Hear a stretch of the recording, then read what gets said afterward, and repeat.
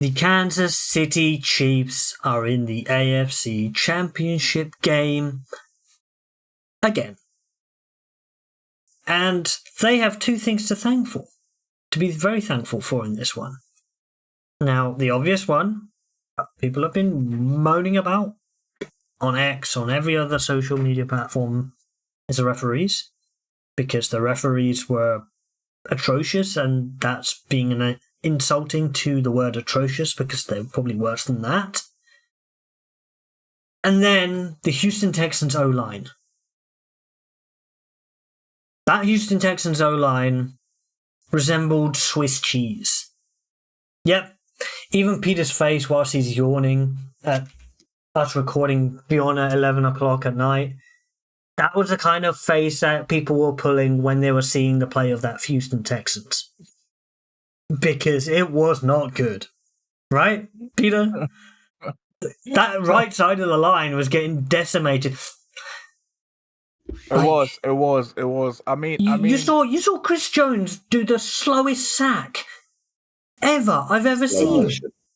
Slow motion. Ridiculous. Kalaftis had 3 sacks alone.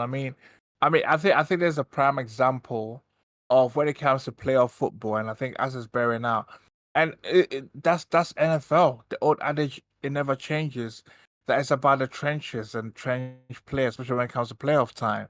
And this game boiled down to which team had the better trench players, both O-line and D-line, and that's why it came down to. Because with the way that the Texans O-line was received, it didn't help as well. But it also didn't help at the end of the whereby in certain situations we realized that the refs were favoring the Chiefs. Especially the flags when you barely some of the flags were pretty damn egregious, right? Yeah.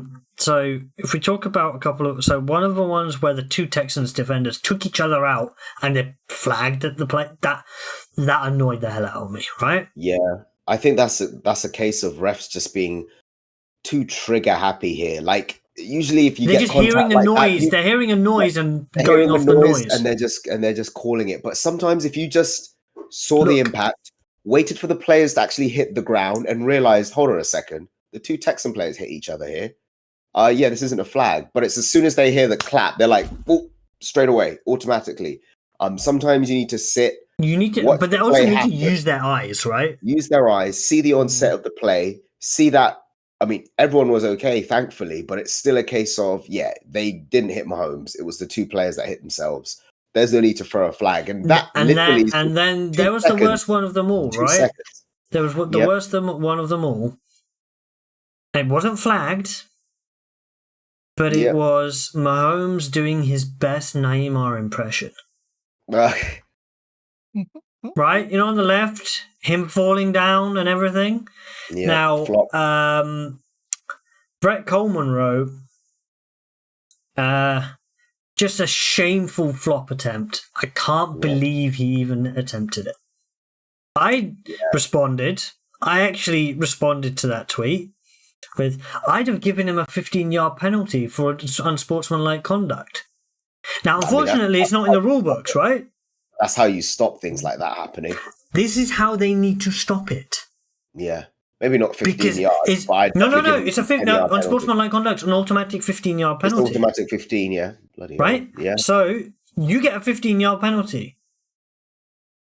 And because it's between... and the way I would do it, unfortunately, is because the down marker hasn't changed, so it would be 1st and 10. It should really be 1st and 25. Sorry.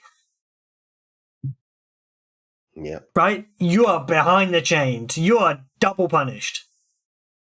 You've always got to be careful with this stuff because sometimes you end up with a situation where a QB is going to run out of bounds and maybe slow down a bit, trying to lead a defender. Josh Allen is a master at this. He's a master at it. So he'll get out of bounds and slow down enough, knowing a defender can't pull off, and just tap him enough to sort of knock him over and hopefully draw an extra penalty. Like, you need to be able to stamp this stuff out.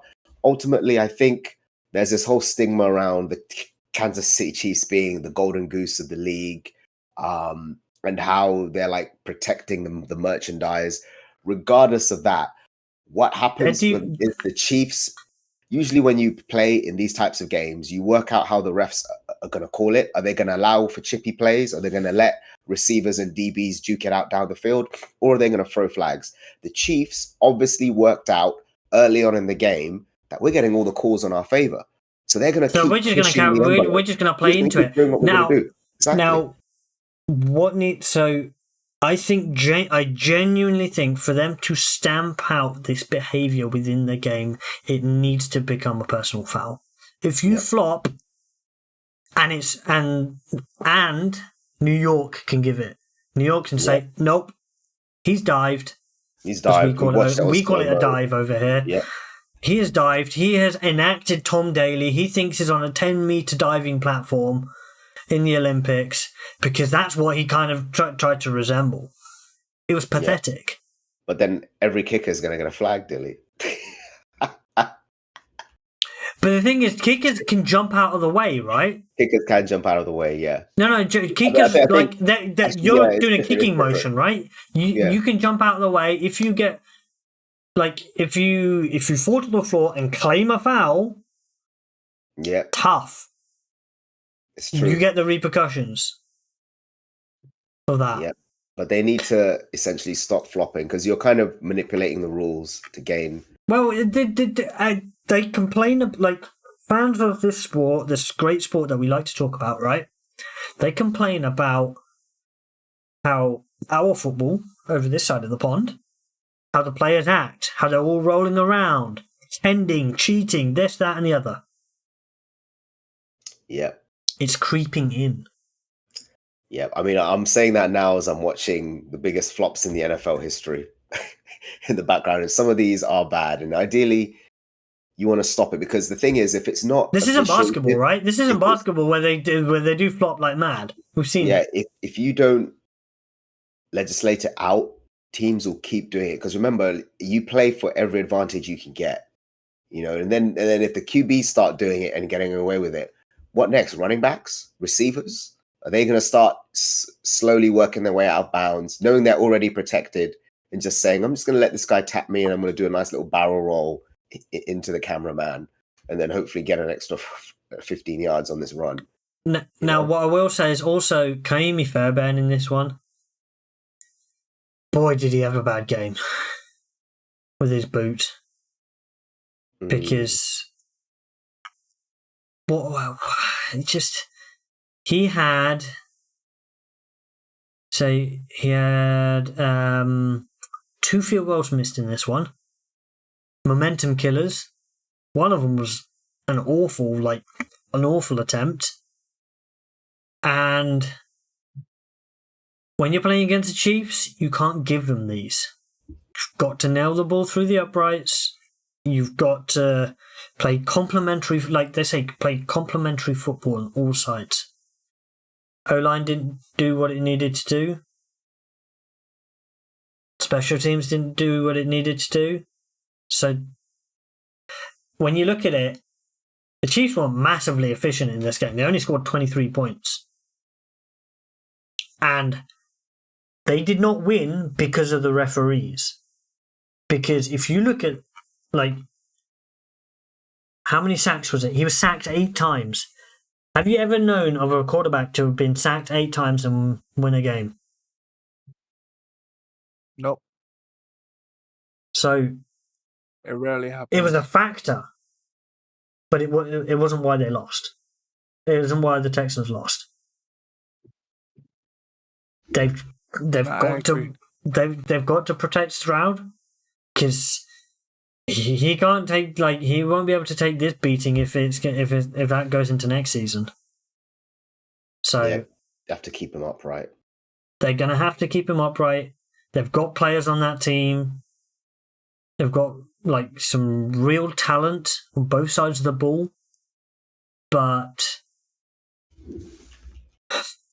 no, we didn't expect them to win this one, right? Did any of us expect? I don't think we did, but having seen it and seeing how the calls play such a large part in it, they could have very well walked away with a victory here.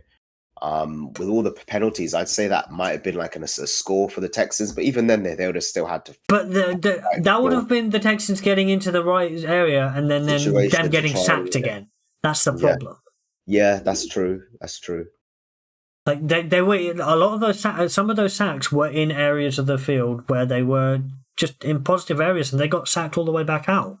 So it's one where we've had a little bit of a whine about the refs, but you've got to keep your quarterback upright. Sorry, there might be a bit of callousness from myself, maybe because I'm a Colts fan, but 8 sacks, you're not winning. Sorry. Especially not against the Chiefs in Arrowhead. If you let Chiefs in Arrowhead, 8 sacks, nah, you're not going to be able to beat Mahomes. No. But hey, Chiefs Bills next week. We'll talk about that later on in the week. Make sure you look out for that video, and please drop a comment on what you think the solution to the refereeing problem should be, because I'm interested to hear what all of you guys say as well.